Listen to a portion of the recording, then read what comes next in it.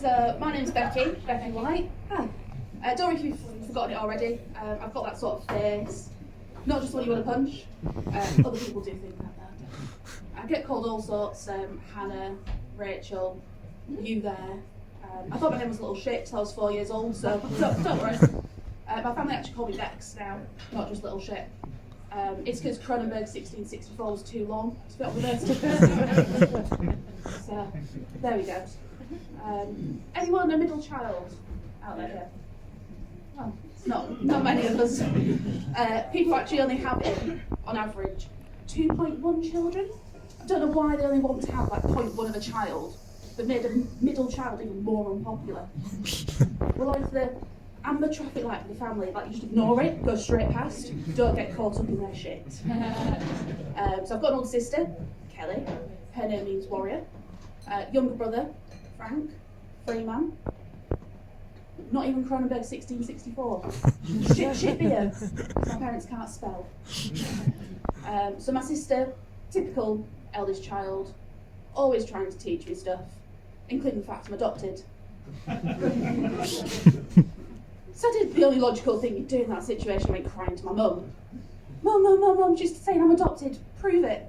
Prove I'm not. I want to see my birth certificate. Okay, goes into the drawer. Pulls out birth certificates.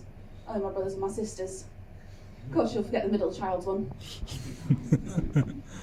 I mean, don't get me wrong, I love my mum. Not just because I have to. It does really help sometimes. But despite the rumours, I do feel like I've known her my whole life. She does have a habit though. Any of my achievements, I've got it from her. So I got my law degree. Humble bragging there. Don't usually just got the debt, but you know, get to brag about it on a Thursday night. So we're there at my graduation. I was like, really proud.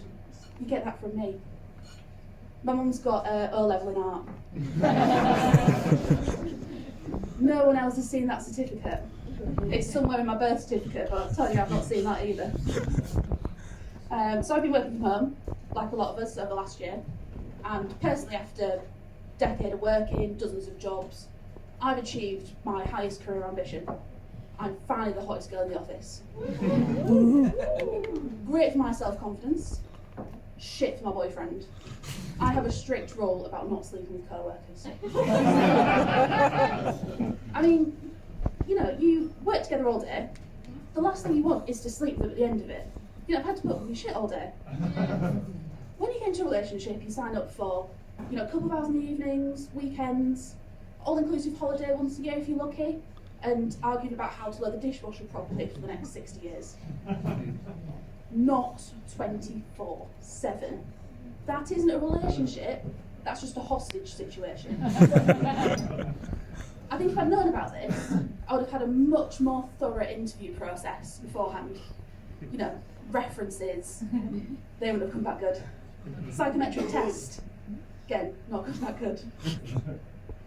But I do think, you know, finding someone, you know, dating and finding a job are pretty similar. You know, you go for your first interview, your first date, it's all about getting to know each other, seeing if it's a good fit, if you'll work, and then, you know, you might end up in the job with a significant other, and at that point you've just got to get to probation or to marriage, and then you can be your true self and be an absolute dick. Because at that point, you know, they've got to pay you off to leave either way. Anyone out there in a relationship? Don't all sound so enthusiastic. This couple here, I don't know if they've been together a good few years or they're auditioning for The Walking Dead.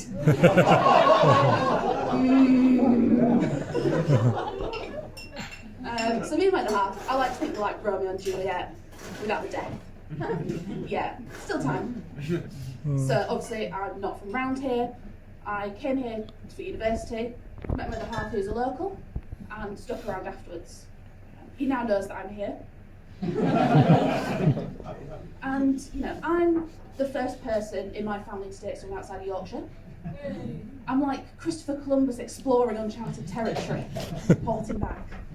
And he's the first person to date someone outside his family.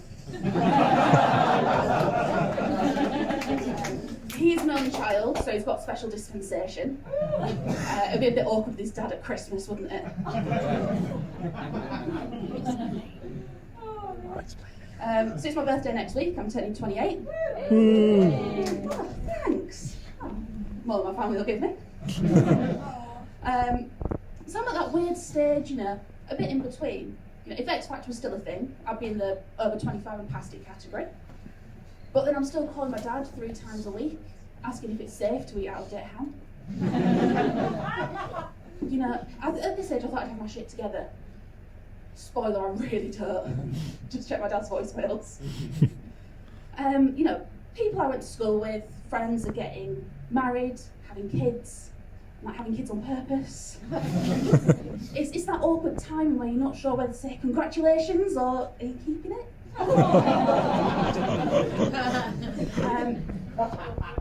So I've got lots of nieces, a nephew, and sometimes I get a bit broody and think, maybe I'm ready for kids. And I think, oh no, they're actually little shits, aren't they? And I think, I'm just going to end it here, I think we should normalise arguing with toddlers. Like, this is the hill I am willing to die on. If you're going to act like an adult, I'm going to treat you like an adult. I don't deal with divas. Your grandma taught me better than that. And that's probably why my nieces aren't going to look after me in my old age. So I'm going to leave and probably get the biggest cheer of the night. Thank you very much. Cheers, guys. I've been Becky White.